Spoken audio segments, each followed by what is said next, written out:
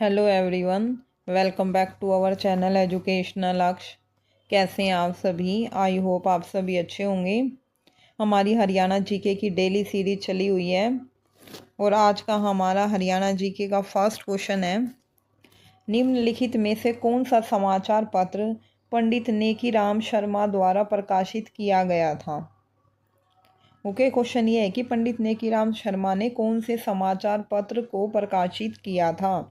First है संवाहक, second है निवारण, थर्ड है संदेश और फोर्थ है वाणी। तो इसका करेक्ट आंसर हो जाएगा, इजी सा क्वेश्चन है, सभी को ही पता होगा इसके बारे में। तो इसका आंसर हो जाएगा आंसर नंबर थर्ड, संदेश। संदेश क्या है? एक name of a news paper, एक समाचार पत्र का नाम है जो किसने प्रकाशित किया था? पंडित नेकीराम शर्मा ने। ओके, अब पंडित नेकीराम शर्मा के बारे में जान लेते हैं कि जो पंडित नेकीराम शर्मा थे उनका जन्म हुआ था 7 सितंबर 1887 को। कहाँ हुआ था? केलंगा गांव भिवानी में। ठीक है, और उनका उपनाम क्या था? हरियाणा केसरी। ये वेरी इंपॉर्टेंट क्वेश्चन है, बहुत बार पूछा जा चुका है पेपर में। पंडित नेकीराम शर्मा को अन्य किस नाम से जाना जाता है? तो पंडित नेकीराम शर्मा को अन्य किस नाम से जाना जाता है? हरियाणा केसरी। या फिर क्वेश्चन ऐसे भी आ सकता है कि हाँ, हरियाणा केसरी कौन है? तो कौन है? पंडित नेकीराम शर्मा। ओके, और संदेश समाचार जो पत्र है वो कब प्रकाशित हुआ था? 1930 में हुआ था, भिवानी से प्रकाशित हुआ था, ये भी ध्यान रखना। ठीक है, कि जो हरियाणा के केसरी थे उन्होंने जो संदेश समाचार पत्र है वो प्रकाशित किया था 1930 में। कहाँ से? भिवानी से। आई थिंक लर्न हो गया होगा। मैं अपनी वीडियो में ये आपको सारे क्वेश्चन लर्न कराने की कोशिश करती हूँ ताकि आप वीडियो देखें और तभी आपको सारे क्वेश्चन लर्न हो जाए। ठीक है, हरियाणा केसरी कौन है? पंडित नेकीराम शर्मा। ठीक है, हरियाणा केसरी के नाम से किसको जाना जाता है? ये क्वेश्चन भी आता है। ठीक है, किसको जाना जाता है? पंडित नेकीराम शर्मा को। उनका जन्म हुआ था 7 सितंबर 1887 को। कहाँ पे हुआ था? केलंगा गांव भिवानी में। ठीक है, जो संदेश समाचार पत्र है जो पंडित नेकीराम शर्मा ने प्रकाशित किया था वो 1930 में किया था। कहाँ से किया था? भिवानी से। Okay student, I think learn हो गया होगा आपको। सेकंड हमारा क्वेश्चन है, हरियाणा के स्वांग थिएटर स्वरूप के संस्थापक कौन थे? ठीक है, फर्स्ट है दीपचंद्र ब्राह्मण, सेकंड है किशन लाल भाट, थर्ड है अली बख्श, फोर्थ है पंडित लक्ष्मी चंद्र। ठीक है, तो इसका करेक्ट आंसर हो जाएगा आंसर नंबर सेकंड, किशन भाट। कि हरियाणा के जो स्वांग थिएटर स्वरूप है उसके संस्थापक कौन थे? किशन भाट थे। सेकंड इसका करेक्ट आंसर है। ओके, अब देखो, हरियाणा सॉन्ग थिएटर स्वरूप के संस्थापक मेरठ निवासी किशन भाट थे। किशन भाट कहाँ के थे भाई? मेरठ के रहने वाले थे। और हरियाणा के कालिदास और शेक्सपियर के नाम से किसको जाना जाता है? पंडित दीपचंद्र ब्राह्मण को किस नाम से जाना जाता है? हरियाणा के कालिदास और हरियाणा का शेक्सपियर कौन है? पंडित दीपचंद्र ब्राह्मण। ठीक है, पंडित लक्ष्मी चंद क्या है? हरियाणा का सूर्य कवि, हरियाणा का कालिदास और संगीत का तानसेन। वेरी इंपॉर्टेंट क्वेश्चन है, सारे के सारे पॉइंट इंपॉर्टेंट हैं। अली बख्श का संबंध कहाँ से है? रेवाड़ी जिले से हैं। इनकी प्रमुख सॉन्ग कौन कौन से थे? चंद्रावल, पद्मावत और कृष्ण लीला। ठीक है, एक बार फिर से रिपीट करती हूँ कि हरियाणा के स्वांग थिएटर स्वरूप के संस्थापक कौन थे? किशन भाट थे। वो कहाँ के रहने वाले थे? मेरठ के रहने वाले थे।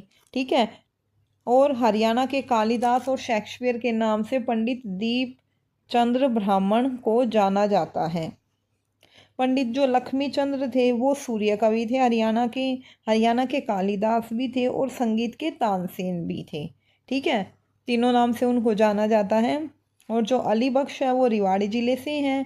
उनकी जो प्रमुख सॉन्ग है वो है चंद्रावल, पद्मावत और कृष्ण लीला। ठीक है, ये इनके प्रमुख सॉन्ग है। थर्ड क्वेश्चन है, सूर सम्मान पुरस्कार किस क्षेत्र में विशिष्ट प्रतिभा के लिए प्रदान किया जाता है? जो सूर सम्मान जो पुरस्कार है वो किस क्षेत्र में समथिंग स्पेशल कार्य करने पर दिया जाता है? फर्स्ट है साहित्य, सेकंड है खेल, थर्ड है कृषि और फोर्थ है इनमें से कोई नहीं। तो भाई सूर सम्मान जो पुरस्कार है वो साहित्य के क्षेत्र में दिया जाता है। ऑप्शन नंबर फर्स्ट इसका करेक्ट आंसर हो जाएगा। ठीक है, सूर सम्मान पुरस्कार साहित्य के क्षेत्र में विशिष्ट प्रतिभा के लिए दिया जाता है। ठीक है, देखो सूर सम्मान पुरस्कार किस में दिया जाता है? साहित्य में। कृषि में कौन सा दिया जाता है? जननायक देवीलाल पुरस्कार, तीनों ध्यान रखना। और खेल में कौन सा दिया जाता है? भीम पुरस्कार। ओके, साहित्य के लिए सूर सम्मान पुरस्कार, कृषि के लिए जननायक देवीलाल पुरस्कार और खेल में भीम पुरस्कार। नेक्स्ट है, शाह आयोग की अनुशंसा के अनुसार निम्नलिखित सभी जिले नवनिर्मित हरियाणा राज्य के जिले थे सिवाय। कि जब शाह आयोग की अनुशंसा हुई थी ना तो हरियाणा के नवनिर्मित जिले बने थे। ठीक है, उनमें से 3 तो है लेकिन एक नहीं है। जो नहीं है ना वो आपको बताना है। ओके, तो फर्स्ट है भाई गुड़गांवा, थर्ड है हिसार, थर्ड है रोहतक और फोर्थ है पलवल। तो इसका करेक्ट आंसर हो जाएगा आंसर नंबर 4 पलवल। ठीक है, पलवल इसका सही आंसर है। कि जब शाह आयोग की अनुशंसा हुई थी उस समय जो पलवल था वो जिला नहीं था। ठीक है, रोहतक, हिसार और गुड़गांवा ये तीनों थी। ठीक है, रोहतक, हिसार और गुड़गांवा तीनों जिले बने हुए थे लेकिन पलवल नहीं बना था। और ये क्या थे? नवनिर्मित जिले थे उस टाइम पे। शाह आयोग की अनुशंसा पर पलवल जिला नहीं बना।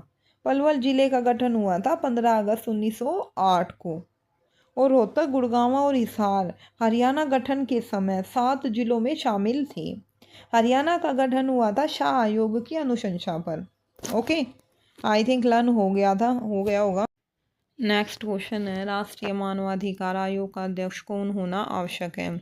फर्स्ट है उच्च न्यायालय के सेवानिवृत्त मुख्य न्यायाधीश, सेकंड है उच्चतम न्यायालय का सेवानिवृत्त मुख्य न्यायाधीश, थर्ड है उच्चतम न्यायालय के सेवानिवृत्त न्यायाधीश और फोर्थ है उक्त में से कोई नहीं। तो इसका करेक्ट आंसर हो जाएगा आंसर नंबर सेकंड, उच्चतम न्यायालय का सेवानिवृत्त मुख्य न्यायाधीश। सेकंड इसका करेक्ट आंसर है। कि राष्ट्रीय मानवाधिकार आयोग का अध्यक्ष होने के लिए आपको उच्चतम न्यायालय का सेवानिवृत्त मुख्य न्यायाधीश होना आवश्यक है। आई थिंक आपको क्लास आज की अच्छी लगी हो तो like share and subscribe my channel. अगर आपको किसी और चीज़ के नोट्स चाहिए या और कोई सब्जेक्ट पढ़ना तो मुझे कमेंट में ज़रूर बताना। Thank you so much student.